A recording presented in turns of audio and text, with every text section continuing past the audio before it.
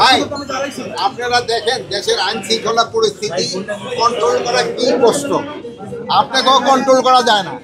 আপনাকে থেকে আমি বললাম যে আপনারা 3 জন লোক দিয়ে দেন, 3টা ক্যামেরা দিয়ে দেন, আপনারা নিজেরা ডিসিশন নিতে পারলেন না।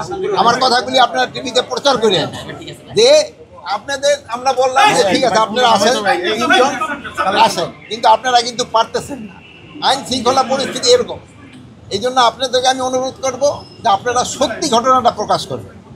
এখানে সত্যি ঘটনা প্রকাশ করলে জনগণেও উপকৃত হয়, দেশের আইন শৃঙ্খলা পরিস্থিতি উন্নতি হয়।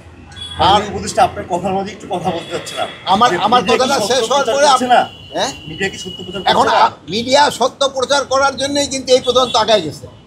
আমি সবসময় বলি আপনারা সত্য প্রচার করাই, কিন্তু আমাদের বাইরের মিডিয়াগুলি আছে। বান্ডেল থাকলে প্রতি সেনমানিতে টাকা বাঁচবে। বিকাশ সেনমানি বান্ডেল কিনে জিতুন প্রতি লেনদেনে। যে বিদেশি মিডিয়াগুলি কিন্তু তাদের টোন কিন্তু আস্তে আস্তে ডাউন হয়ে যাচ্ছে, তারা কিন্তু এখন আর আগের মতো সরব হইতে পারে না, যেহেতু আপনারা সত্য ঘটনা প্রচার করেন জন্য। আর আমি আপনাদের এখানে বলতেছিলাম যে আপনারা যদি একটু নিজেরা একটু ডিসিপ্লিনভাবে সব কিছু করেন তবে কিন্তু আমরা আরও বেশি খবর দিতে পারি।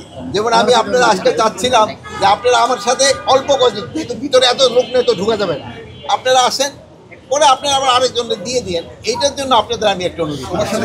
মাননীয় উপদেষ্টা 5 আগস্টকে কেন্দ্র করে এখন দেশের যে পরিস্থিতি, আপনারা সতর্কবার্তাও জারি করেছেন, এখন বর্তমান পরিস্থিতি কি, আর সামনে কোনো শঙ্কা রয়েছে কিনা? আল্লাহ দিলে কোনো ধরনের কোনো শঙ্কা নাই, কোনো ধরনের শঙ্কা নাই। আপনারা যেইভাবে সাহায্য এবং সহযোগিতা করে যাচ্ছেন কোনো ধরনের কোনো শঙ্কা হবে না। মাননীয় উপদেষ্টা সম্প্রতি আওয়ামী লীগের বেশ কয়েকজনকে আপনারা গ্রেপ্তার করেছেন, তারা বিভিন্ন রকমের গুপ্ত কার্যক্রম চালিয়ে যাচ্ছে। সেক্ষেত্রে আসলে আওয়ামী লীগের কার্যক্রম বন্ধে আপনাদের আইন শৃঙ্খলা বাহিনী কি করছে, এবং সেখানে আমরা দেখলাম সেনাবাহিনীর একজন কর্মকর্তা রয়েছে। শোনেন, সেনাবাহিনী আছেন কিনা, যে বাহিনী যে জড়িত থাকবে কাউকেই ছাড় দেওয়া হবে না, সবারই আইনের আওতায় নিয়ে আসা হবে। আর যেহেতু আপনারা বললেন যে তাদের কার্যক্রম নিষিদ্ধ করা হয়েছে, এবং তারাও যদি কোনো রকমের অপকর্ম করতে চায় কোনো রকমের ছাড় পাবে না। তাদের পরিকল্পনা কি ছিল, তাদের যে একটা মিটিং করলো বা ট্রেনিং বা পরিকল্পনা কি ছিল এটা তো ইনভেস্টিগেশনের পরে যেন জানা যাবে। আচ্ছা, আমি একটু কবরস্থানে যাব।